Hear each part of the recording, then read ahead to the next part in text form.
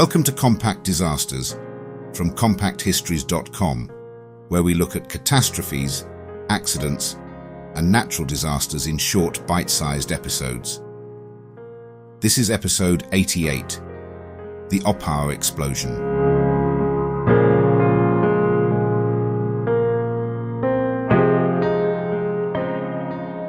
The story of the Oppau Explosion begins not with a fire, a leak, or a moment of obvious recklessness, but with one of the great industrial ambitions of the early 20th century. Oppau, now part of Ludwigshafen in Germany, was home to a major BASF chemical works built around the new power of industrial nitrogen chemistry. Before the First World War, nitrogen fertilizers were becoming essential to modern farming, because they allowed exhausted soils to be replenished and crop yields to rise.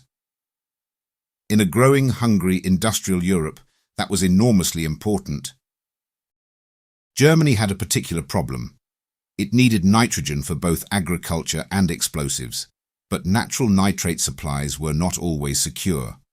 The Haber-Bosch process, which made it possible to produce ammonia from atmospheric nitrogen and hydrogen on an industrial scale, changed that. The Oppau plant became one of the first great symbols of this new chemical age, turning air into useful compounds and helping BASF become a giant of modern industry.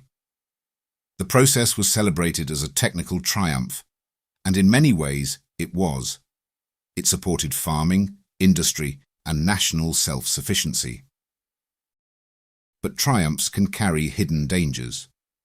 By the end of the First World War, Oppau was no longer simply producing ammonium sulphate.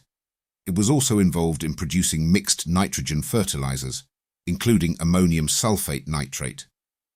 This material combined ammonium sulphate, generally considered stable, with ammonium nitrate, a compound already known to have dangerous explosive potential under certain conditions.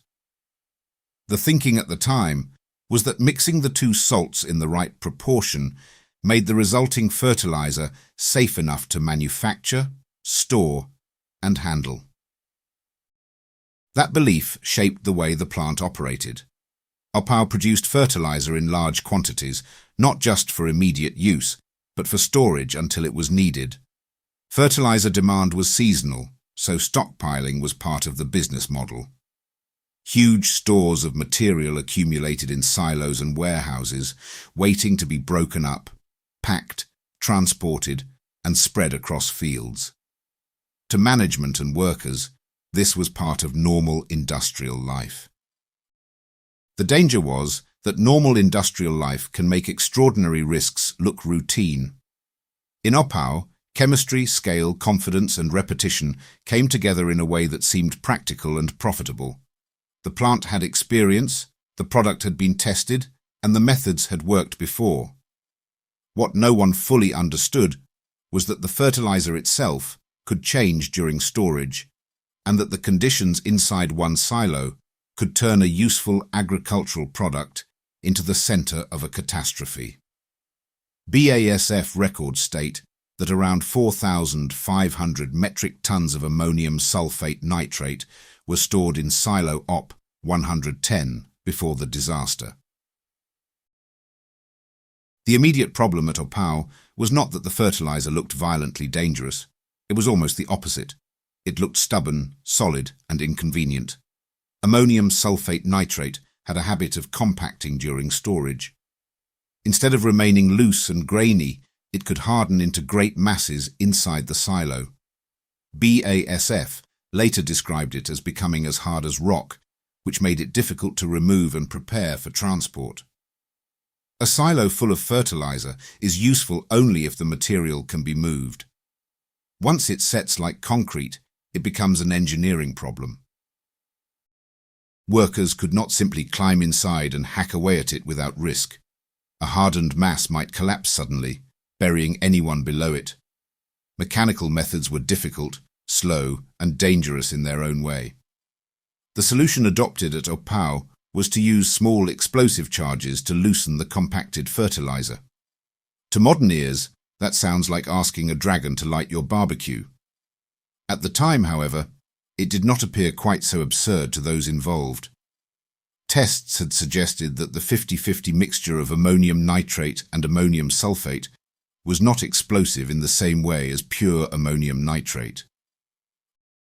That belief was reinforced by repetition.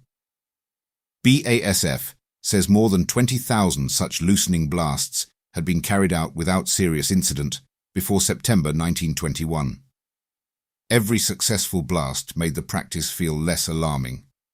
Each uneventful detonation became a kind of evidence, not in the scientific sense, but in the human sense. People saw that it had worked yesterday, and the day before, and many days before that, so it became a procedure. The problem was that the fertiliser in silo Op 110 was not necessarily behaving like the test material. Industrial materials are not always neat, uniform and obedient. They vary in moisture, density, crystal structure, particle size and composition.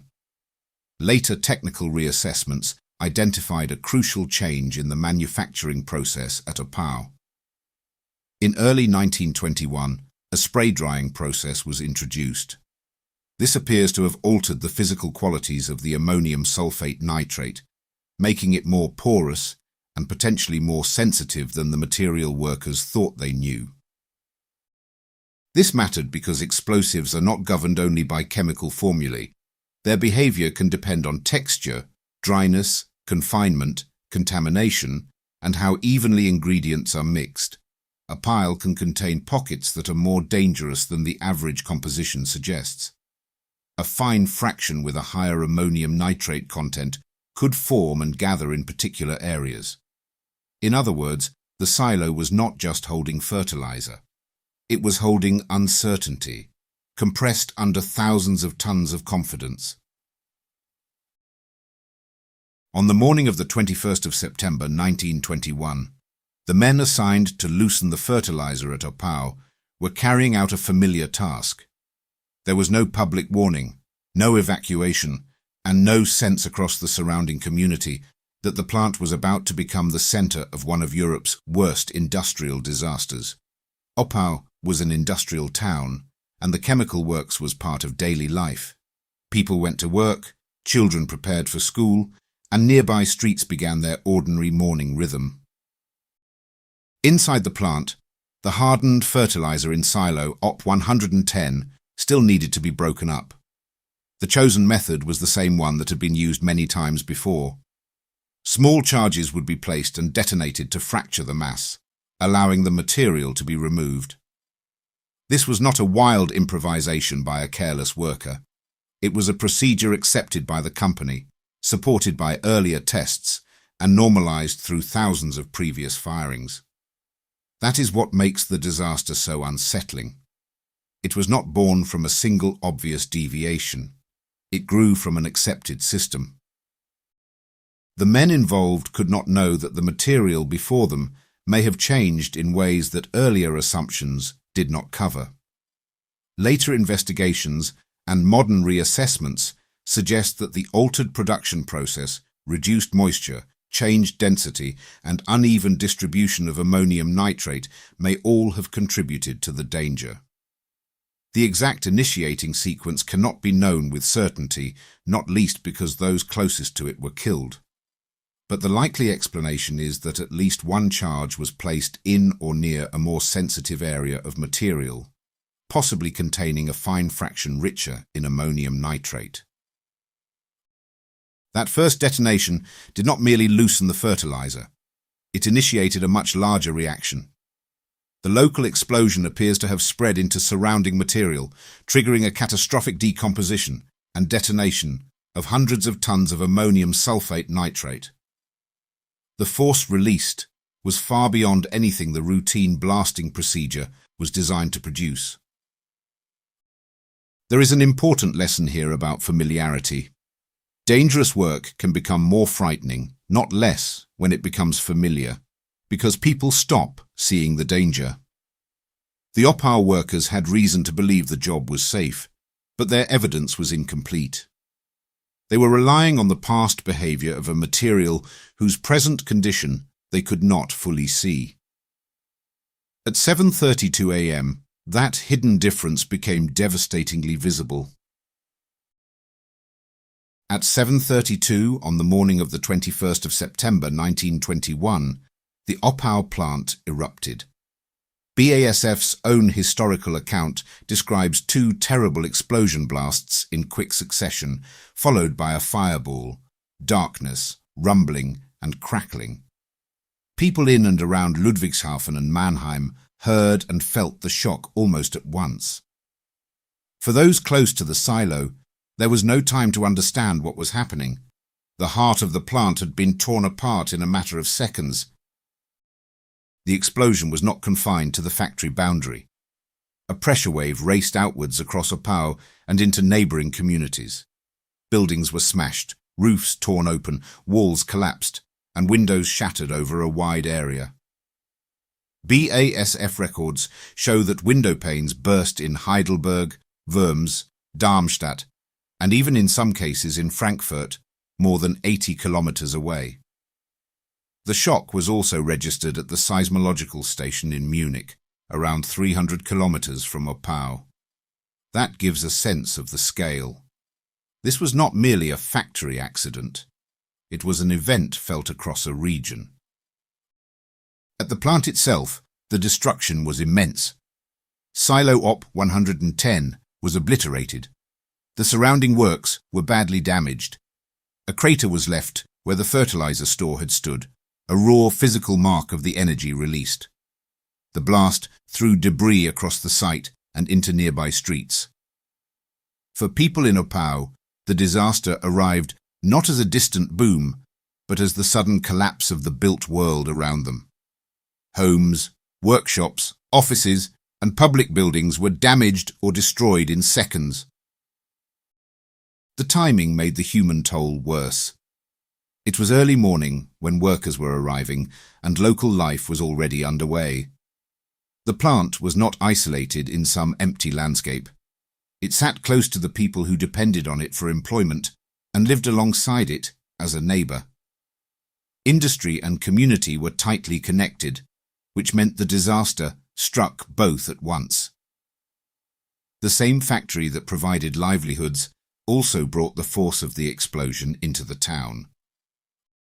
Modern summaries often place the energy released in the range of very large conventional explosions, but the more important point for this episode is simpler.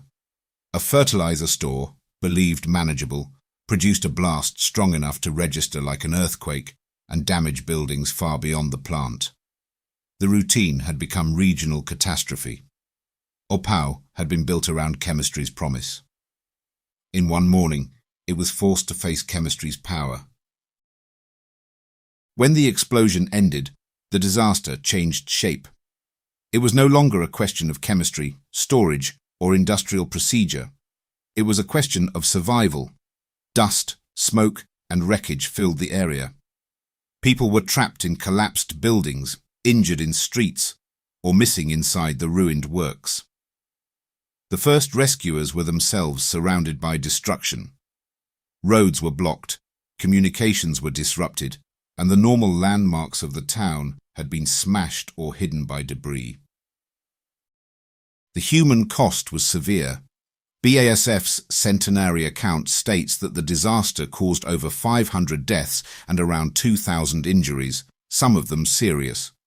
Other technical and historical sources give slightly different figures, which is common in disasters of this scale, especially when bodies are difficult to identify and records are disrupted. A later technical review gives the figures as 507 killed and 1,917 injured. The safest summary is that more than 500 people died and nearly 2,000 were wounded. Behind those numbers were families, workplaces, and streets suddenly emptied or changed forever. Oppau was not only an industrial site, it was a community built around one. The explosion therefore struck at the social fabric as well as the physical town. Workers died at their posts. Residents died in their homes. Survivors had to search for relatives in rubble while dealing with their own injuries and shock. Hospitals and emergency responders faced overwhelming pressure. The scale of injury meant that treatment, transport, and identification became urgent challenges. In the immediate aftermath, the disaster zone demanded everything at once: rescue, firefighting, medical care, shelter, food, and information. People needed to know who had survived, where the injured had been taken, and whether further explosions might follow. Fear does not end when the noise stops. The damage also raised difficult questions for BASF, local authorities, and the wider chemical industry. How could a procedure used thousands of times have produced such an outcome? Why had the material's changed behavior not been recognized? What had tests failed to capture? These were not abstract questions. They mattered because similar fertilizers were being made, stored, and handled elsewhere.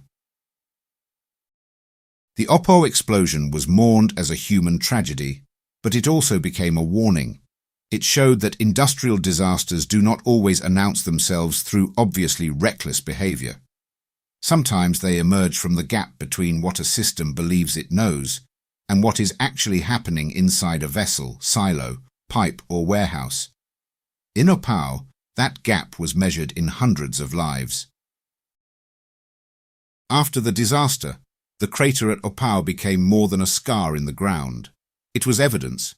It showed the cost of incomplete knowledge, especially when that knowledge is applied at industrial scale. BASF's chronology records that the company stopped producing ammonium sulphate nitrate fertiliser after the accident and did not resume until 1940, when it used a modified process. That response alone shows how seriously the disaster shook confidence in what had previously been considered safe practice. The inquiries and later reassessments did not reduce the event to one simple mistake. Instead, Oppau became a case study in interacting risks.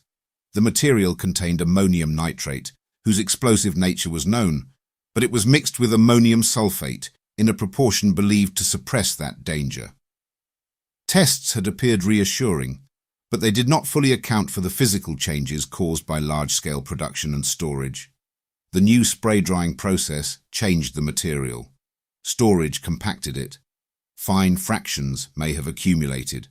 Moisture, density, particle size, and uneven composition all mattered. The system looked familiar, but the hazard had shifted. That is why Oppau remains important in modern process safety. It is not remembered only because it was huge, although it was. It is remembered because it shows the danger of treating a process change as minor when it may alter the behavior of a material. Today, industries use management of change procedures to examine how modifications in equipment, formulation, temperature, moisture, particle size, or handling might create new risks. A later review of Oppau explicitly described the accident as a strong example of why such procedures matter. The disaster also sits in a longer history of ammonium nitrate accidents. Fertilizers can be ordinary, useful, and essential, but some can become dangerous under the wrong conditions. That contradiction is what makes them so challenging. They are not sinister substances stored for destruction. They are materials intended to feed crops and support life. Yet under heat, confinement, contamination, shock, or unfavorable composition, they can become catastrophically unstable. Oppau's final lesson is not that chemistry is evil or that industry should never take risks. Modern life depends on chemical manufacturing. The lesson is that scale changes everything. A small uncertainty multiplied by thousands of tons becomes a public danger. A routine shortcut repeated often enough can become invisible. A test result can be true in one context and dangerously incomplete in another. On the 21st of September 1921, Oppau learned that the hardest thing in a factory is not always the substance in the silo. Sometimes it is the belief that the danger has already been understood.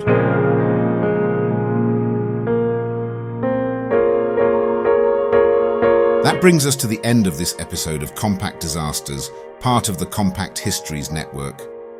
If you enjoyed it, please follow or subscribe wherever you're listening so you don't miss any future episodes. And consider leaving a rating or review, as it really helps new listeners find the show.